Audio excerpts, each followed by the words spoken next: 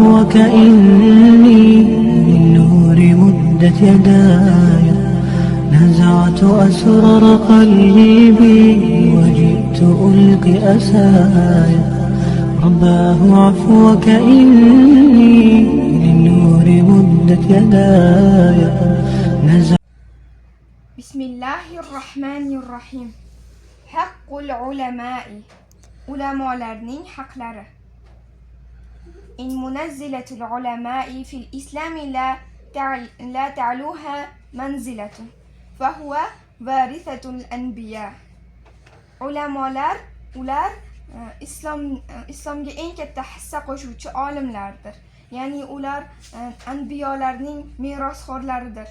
Ular qanday qilib merosxo'r bo'lishdi desa, nabiyimiz Muhammad Mustafa sallallohu alayhi va sallam bizga nimani meros qilib qoldirdilar? Tillolarni, oltin, boyliklarni emas, balki bizga ilmni meros qilib qoldirdilar.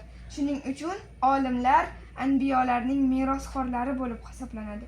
Va hamlatul ilm va ular ilmni ko'tarib yurguvchilardir. Ya'ni ilmni ko'tarib unga amal qilguvchilar bular olimlar bo'lib hisoblanar ekan. Va amnaullohi ala shariatihi va ular Alloh taoloning shariatini omonatdorlaridir. Va idza matal alim intalamat fil islami thullama. Agar birorta bir olim o'ladigan bo'lsa, islomda bir teshik, ya'ni bir darcha ochilib qoladi. La yasudduha shay'un ila yawmil qiyamah. Ana shu teshikni to qiyomat qoyingacha hech narsa yopa olmas. Fabihim yuhyillohil ummah va yukhrijun nas minaz zulumatil jahil ila nuril iman va amalan solihah. Va albatta insonlarni zulmatdan iymonning nurlariga chiqarguvchilar albatta ular solih amal qilguvchi olimlardir.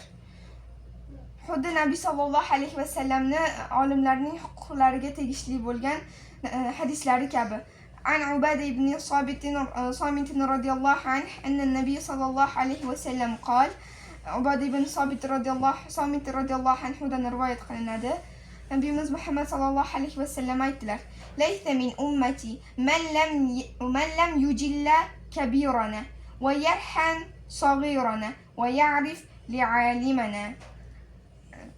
Meni ummatimdan emas, kattamizni hurmat qilmagan, kichkinamizga rahm ko'rsatmagan va olimimizni tanimaganlar mening ummatim emas deb aytdilar.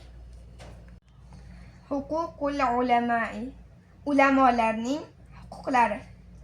Ta'zimuhum va ihtiromuhum.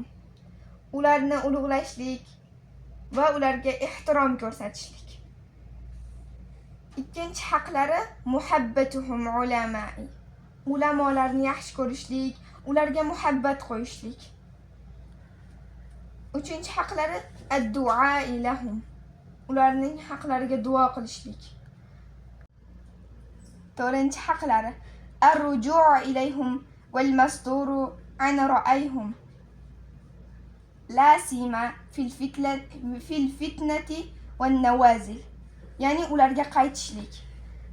Agar bizga bir muammo tushib qoladigan bo'lsa, ulamolarning fikriga qaytishlik va ularning ergashganlariga ergashishligimiz ham ularning haqlaridan bo'lib hisoblanar ekan.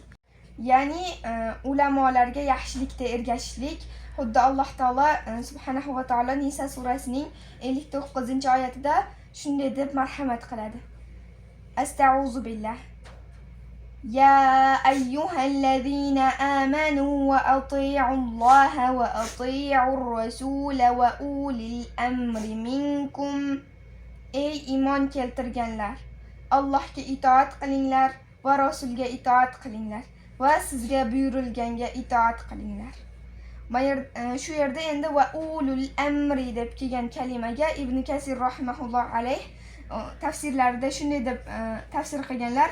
Bu yerda ulul amri so'zi ulamolarning buyruqlaridir, ya'ni ulamolar buyurgan narsalarga ergashishlik deb tafsir qilganlar ekan. Demak biz yaxshiliklarimizda va barcha ishlarda ulamolarga ergashishligimiz ularning haqlari ekan.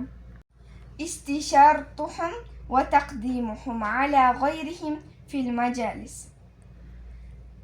Ularni ulug'lashlik va majlislarda bo'lsa ham ularni ulug' joylarga qo'yishlik. Bu ham ularning haqlari. An Ibn Abbas radhiyallohu anhu qol, Ibn Abbas radhiyallohu anhu dan rivoyat qilinadi.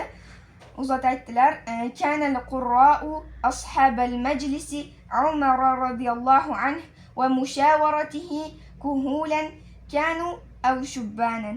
Akhrajahu al-Buxoriy.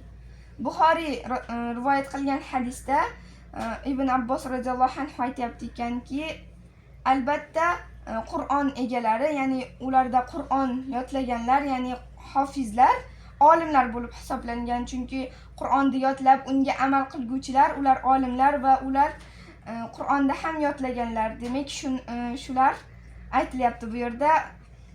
Qur'on yodlaganlar, ya'ni Qur'onni yodlagan egalari, ular Umar radhiyallohu anhuning majlislarini ulug'laridan bo'lib o'tirishardi.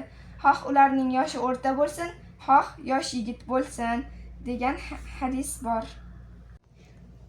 7-haqlari ihsanu zonni bihim. Ularga yaxshilikcha gumon qilishlik. 8-haqlari bo'lsa bazlun nasihatu lahum. Ularga nasihatlarni sarf qilishlik. Rasululloh sallallohu alayhi va sallam aytadilar: "Ad-dinu an-nasiha." Din nasihatdir. Qulna liman? Biz aytdikki, kim uchun?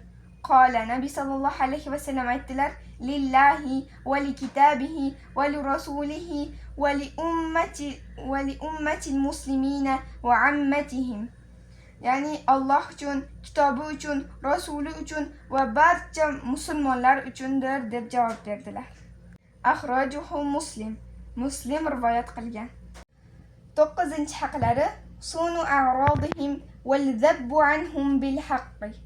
Haq bilan ularning obro'larini saqlashlik.